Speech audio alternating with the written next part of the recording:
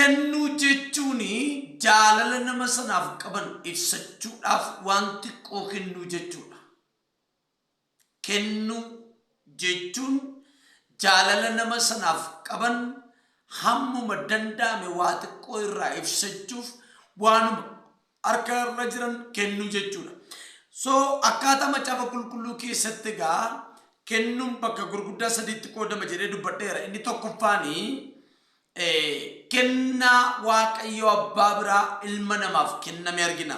Wangeela Yohaannis boqonnaa 3:16 irratti kennaan Waaqayyo Abbaa biraa ilma namaaf kenname kuni kennaa warqee miti, yuuroo miti, daayimendii miti, merkurii miti. Kennaa akkamiitii Waaqayyo Abbaan tokkicha ilma isaatii dabarsee biyya lafaaf dabarsee kenne. Itu hin mararsiifatin, itu ija keessa hin ilaalin maal godhe dabarsee maal godhe biyya lafaatiif kenneedha. Arra akka fedhe yoo nama jaallatte akka fedhe yoo na jaallatte dhala kee naan laattu qaladhette dhala kee naan laattu iddoo koo ayidhamu itti. Waaqayyo garuu dabarsee ilma namaaf oolaa araaraa qalma gubamu godhee mucaa isaa dabarsee kenne. Kennaa qulqulluu, kennaa namatti tolu, kennaa nama gammachiisu of kenne. Mucaa isaa dabarsee kenne. Oolaa aarsaaf ta'u dabarsee kenne Waaqayyo. Inni lammaffaanii kennaa namni nama akka isaatiif kennu. Kennaa namni nama akka isaatiif kennu. Isheen kun wanti xiqqoodha. Laaptooppii ta'uu dandeessi, abilii ta'uu dandeessi, kompiitara warqii ta'uu danda'a, uffata ta'uu danda'a. Ati xiqqaattuyyuu malee kennaan kennamte sun jaalalaan waan kennamteef namni isa qabeenya guddaa itti baasee suuqii bitirraa xiqqoo namni kennaa dhadhee kenneefitti iddoo guddaa qaba. An akka kootti kennaa namni naa kennuuf baay'een iddoo guddaa qaba. Iddoo guddaan qaba. Kanaaf kennaan kun nama jaallataniif kennaa kennu waan ta'eef. Inni sadaffaanii kennaa namni Waaqayyoof dabarsee kennu. Of kennanii Waaqayyoo waaqeffachuu keessa jira kun. Kennaa namni Waaqayyoof dabarsee kennu. Maal kenna namni immoo Waaqayyoof? Isa kana wajjin ilaalla bal'inaan. Maal kenna? Arra waldaa kiristiyaanaa keessaa tajaajiltoonni kennii jedhu. Abbaan 1,000 asirra kottaa, abbaan 20 asirra kottaa, abbaan 50 asirra kottaa, abbaan 500 asirra kottaa. Maayinni seera macaafa qulqulluu keessatti namni Waaqayyoof kan kennu seeraan jira. Macaafa qulqulluu keessa diggaramee jira. Maal kenna namni Waaqayyoodhaaf? Qabeenya isaa, jireenya isaa, ofii isaa Waaqayyoof kenna. Namni waa sadii Waaqayyoof kenna. Ishee kanan isinitti makabadha. Waa sadii Waaqayyoof kenna namni. Isa jalqabaa guutummaa jireenya isaatii kana dabarsee kenna Waaqayyoof. Maayidha macaafni qulqulluun raawwadhaa guutummaa jireenya keessanii harka Waaqayyo jala of galchaa jedha. Harka maalii jala? Harka Waaqayyo jala maal godha? Of galchaa jedha.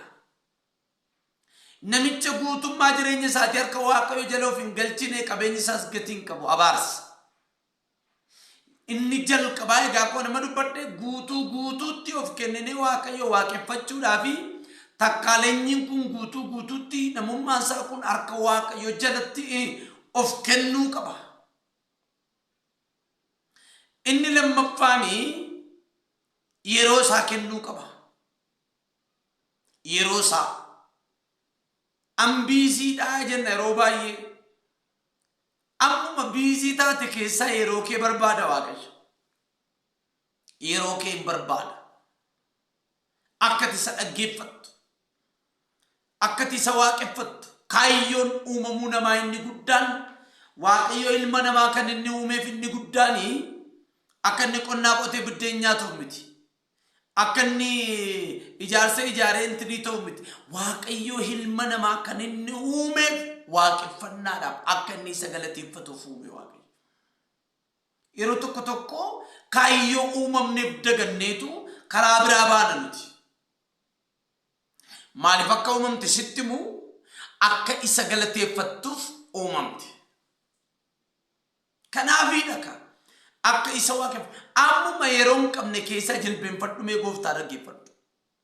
Geetaa hooy maallatti himtaarra maallattaasuuf taarra yaada akkamiinaaf qabdaarra sagalee akkamiinaaf qabdaarra jedhiitii gooftaa dhaggeeffadhu. Kaayyoo uumamteettu isa kanaadha. Inni sadaffaanii qabeenya keenya barbaada Waaqayyo. Jalqaba ofii keenya utuu hin laatiniif ittaansine immoo yeroo keenya utuu hin laatin isa sadaffaa kana yoo laanne gatiin qabu. Inni sadaffaan kun Waaqayyo kan inni barbaadu qabeenya keenya. Mee qabeenya keenya keessaa maal fa'aa barbaada Waaqayyo?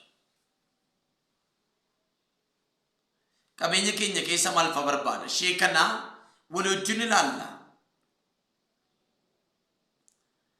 Qabeenya Waaqayyoof kennuuni, kennaa Waaqayyoof kennuuni gosoota afuuraa keessaa kennaa isa tokkodha. Roomee boqonnaa 8 lakkoofsa 12 jira kun. Gosoota afuuraa keessaa kennaa isa tokkodha. Qabeenya keenyaan akka nuti Waaqayyo waaqeffannu barbaada. Ba'uu boqonnaa 12 lakkoofsa 31 irratti bushaayee isaanii fudhatanii abaanii jedhe aarsaa dhiyeessu waan ta'eef. Kennuuni eebbifamuudhaaf waan ta'eef kan nuti Waaqayyoof laannuuf eebbifamuudhaaf malee Waaqayyo dhabaa ta'e innaan isaaf waa hiixanna miti. Eebbifamuuf jecha goona. Mana Waaqayyootti yeroo laattan waldaa kiristiyaanaatti yeroo laattan eebbifamuudhaaf akka gootan hin irraanfatina. Eebbifamuudhaaf wangeelli akka lallabamuuf kennaa laattaa jirta yoo ta'e manni qulqullummaa Waaqayyoo akka ijaaramuuf kennaa laachaa jirta yoo ta'e Waaqayyoon gargaaraa jirta miti. Eebbifamuuf laachaa jirta. Manni kee akka eebbifamuuf dhalli kee akka eebbifamtuufitu kennaa sana eebba sana argachuuf kennaa sana laachaa jirta. Yeroo tokko tokko paasterii birrii nu gaafate sanatu ittiin jiraataa inni yaanna. Raajii birrii gaafate sanatu ittiin jiraataa inni yaanna. Luba birrii gaafate sanatu ittiin jiraataa inni yaanna. Miti garuu eebbifamuudhaafitu wangeelli akka hojjetamuuf dabarsineetu maal goonaa qabeenya keenya laanna. Eebbaaf.